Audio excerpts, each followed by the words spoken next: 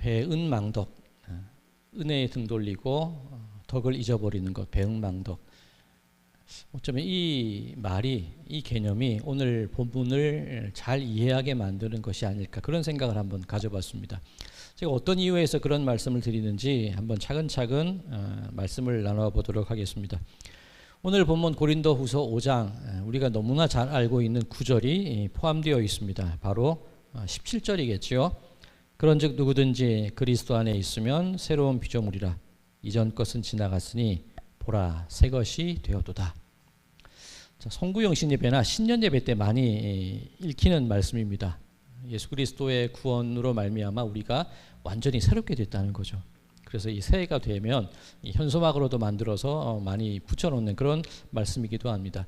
기쁜 말씀이고 참 감사한 말씀입니다. 그런데 이 기쁨과 이 감사에만 머물러 있으면은 안 되겠죠. 이어지는 구절을 우리가 잘 읽어야지 우리가 새로운 피조물이 된 이유를 알 수가 있다는 것입니다. 자, 그 뒤에 이어지는 18절과 19절입니다. 모든 것이 하나님께로서 났으며 그가 그리스도로 말미암아 우리를 자기와 화목하게 하시고 또 우리에게 화목하게 하는 직분을 주셨으니 곧 하나님께서 그리스도 안에 계시사 세상을 자기와 화목하게 하시며 그들의 죄를 그들에게 돌리지 아니하시고 화목하게 하는 말씀을 우리에게 부탁하셨느니라. 우리가 새로운 피조물, 새 것이 된 이유가 있다는 겁니다. 자, 우리가 어떻게 새 것이 되었냐? 이게 하나님으로부터 비롯된 것인데 하나님과 우리가 멀어지고 나뉘어져 있었죠. 예수 그리스도께서 중보자가 되셔서 그 사이를 화목하게 만들어 주셨다는 겁니다. 자, 여기서 이 화목이라는 단어, 이 중요한 단어이기도 하고요. 그리고 또 이 여기서 주목해야 될 부분이 있는데 우리가 화목하게 된 것, 거기서 끝날 것이 아니라 우리에게 화목하게 하는 직분을 주셨다. 화목하게 하는 말씀을 우리에게 부탁하셨다. 즉 다르게 말하면 우리가 새로운 피조물이 된 이유가 뭐냐면 우리가 하나님과 화목하게 됐으니까 그 화목하게 하는 그 일을 그렇게 행하며 살아가라는 말이겠죠. 그대로 살라는 겁니다. 화목하게 만들라는 겁니다. 그럼 화목이 뭘까? 우리가 예수 그리스도께서 우리의 화목제물이 되셨다, 많이 들어온 말씀입니다. 오늘 이 헬라어적인 개념으로 한번 생각을 해볼게요. 이 카타라소라는 말인데, 이 카타라소 화해시키는 거예요. 이 싸우고 나누어진 것을 붙이는 게 카타라소입니다.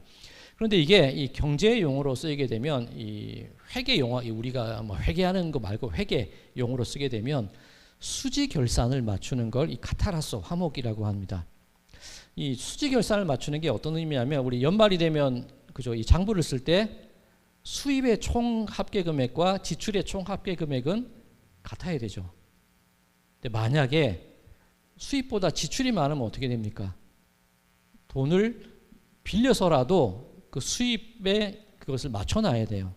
그래서 지출한 금액과 수입한 들어온 돈을 맞춰놔야 돼요. 국가적인 차원에서 보면 추가 경정 예산이라는 말씀 들어보셨죠? 돈을 쓰다 보니까 너무 많이 중요한 일이 있어서 돈이 너무 많이 나갔을 때 다시 한번 예산을 세워서 그 부족한 부분의 예산을 더욱더 증액시키는 것을 보통 이 추가 경정, 추경 예산이라고 합니다.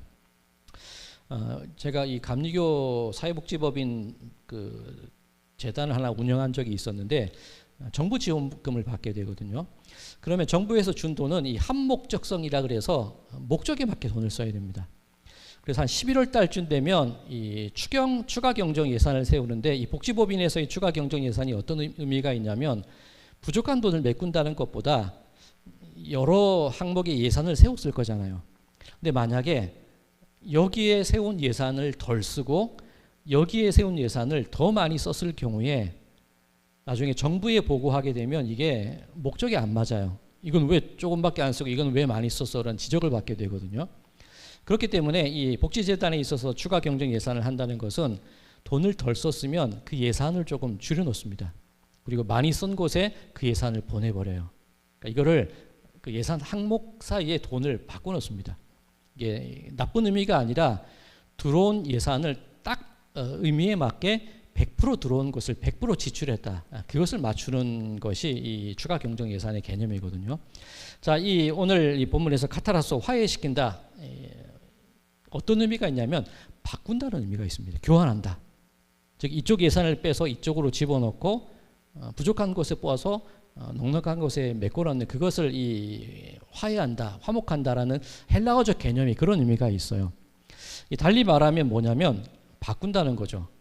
교환시킨다는 그런 의미가 있습니다.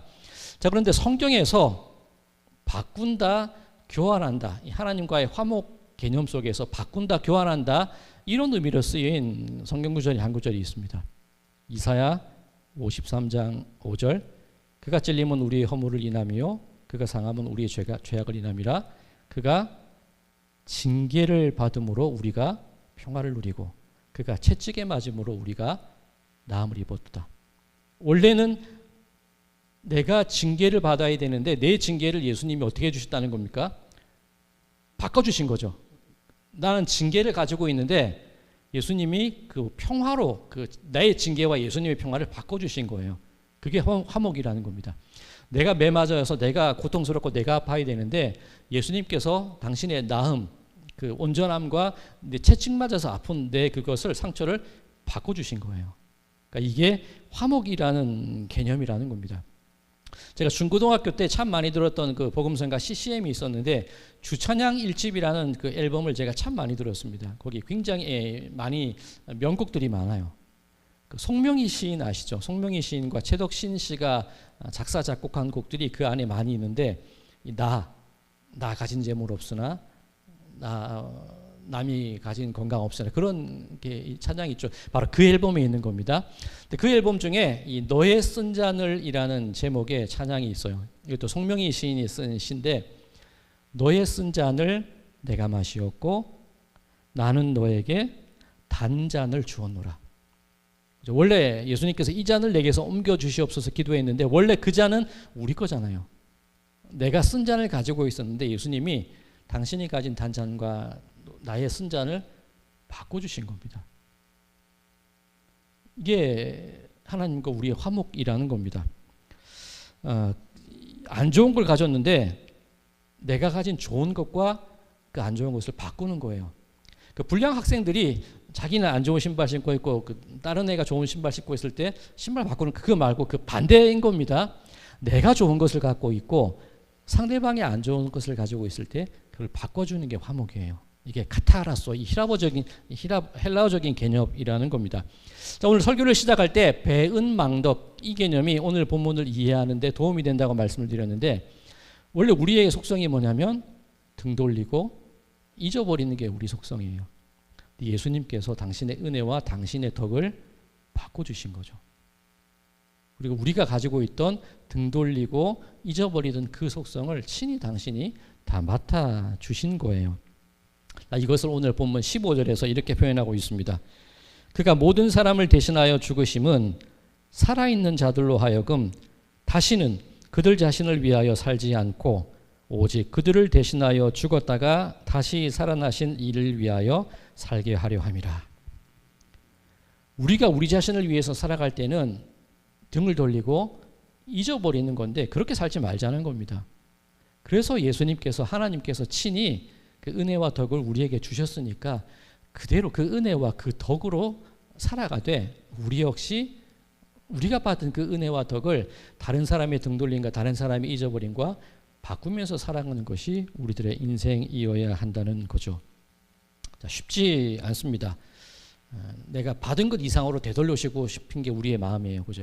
복수하고 싶은 마음. 내가 당한 만큼 똑같이 너도 당하게 해주겠어? 그게 우리들의 마음인데 그러지 말라는 거죠. 당했어도 좋은 것을 주는 그런 삶을 살아야 되지 않겠느냐 그 말씀을 하시는 겁니다. 자, 그것이 20절과 21절입니다. 그러므로 우리가 그리스도를 대신하여 사신이 되어 하나님이 우리를 통하여 너희를 권면하시는 것 같이 그리스도를 대신하여 간청하노니 너희는 하나님과 화목하라. 우리가 하나님의 사신 사절단이 되라는 겁니다. 그죠? 바꿔주신 그 사절단에 대해서 우리도 똑같이 살라는 거죠. 21절 하나님이 죄를 알지도 못하신 이를 우리를 대신하여 죄로 삼으신 것은 우리로 하여금 그 안에서 하나님의 의가 되게 하려 하심이라. 그죠? 우리의 죄를 하나님의 의로우심과 바꿔주셨으니까 그 은혜를 누렸거든, 그 은혜를 받았거든 그렇게 살아야 되지 않겠습니까? 그 말을 하고 있는 겁니다. 이게 앞서 말씀드렸지만 어려워요. 이게 되겠습니까? 나는 내가 받은 대로 돌려주고 싶은 것이 우리의 마음인데, 그런데 이렇게 나의 좋은 것과 상대방이 안 좋은 것을 바꿀 수 있는 방법이 하나 있습니다. 어떻게 하면 그렇게 할 수 있느냐? 오늘 본문 13절입니다. 우리가 만일 미쳤어도 하나님을 위한 것이요 정신이 온전하여도 너희를 위한 것이니. 자, 이 고린도 교회에 사도 바울이 미쳤다는 얘기를 좀 많이 들었나 봐요. 그도 그럴 것이, 이 사도성에 대해서 의심을 많이 받은 게 고린도 교회였잖아요. 너 사도 맞아? 너 미친 거 아니야? 왜 그렇게 행동해? 왜 손해보는 짓을 하고 왜 그런 일을 하지? 저거 미쳤어? 바울을 향한 비난이 그건 겁니다. 그런데 바울이 얘기를 해요. 나는 하나님께 미쳤고 당신들 앞에서는 멀쩡하게 나왔습니다. 그 얘기를 한 겁니다. 그런 얘기 들은 적 있으십니까? 너 미쳤냐? 왜 그 교회가 너 제정신 아니야? 세상 사람들이 우리에게 하는 얘기입니다. 자, 그런데 우리에게는 미쳐도 곱게 미치는 방법이 있습니다. 이게 하나님께 미치면 되는 거예요. 그죠? 하나님께 미치면 되는 거. 자, 그것을 하나님께 미쳤다는 것을 오늘 본문은 뭐라고 표현하고 있냐면 14절입니다. 그리스도의 사랑이 우리를 강권하시는도다. 우리가 생각하건대 한 사람이 모든 사람을 대신하여 죽었은즉 모든 사람이 죽은 것이다. 말이 안 되는 거죠. 미친 거죠. 어떻게 한 사람이 다른 사람의 죄를 대신해서 죽을 수 있겠습니까? 이 미친 짓이에요. 그런데 이 미쳤다는 것을 오늘 본문은 그리스도의 사랑이라고 표현합니다. 예수님이 하나님한테 미쳤을 때, 예수님이 우리한테 사랑의 마음으로 미쳤을 때 당신의 목숨을 기꺼이 내놓으셔서 안 좋은 것과 좋은 것을 바꿔주신다는 거죠. 오늘 본문 14절, 이 그리스도의 사랑이 우리를 강권하시는도다 할 때 이 강권 앞에 각주가 붙어 있죠. 그 뜻이 무엇입니까? 끄는도다. 끄는도다. 끌어당긴다는 거예요. 달리 말하면 예수님께서 같이 미치자는 거예요. 나 너희들을 사랑하는 마음으로 미쳤어. 나 하나님께 미쳤어. 그래서 내 목숨을 내놨는데 너희들도 나랑 같이 미치자. 끌어당기는 거예요. 같이 화목하자고 끌어당기는 것, 이게 예수님의 모습이시라는 겁니다.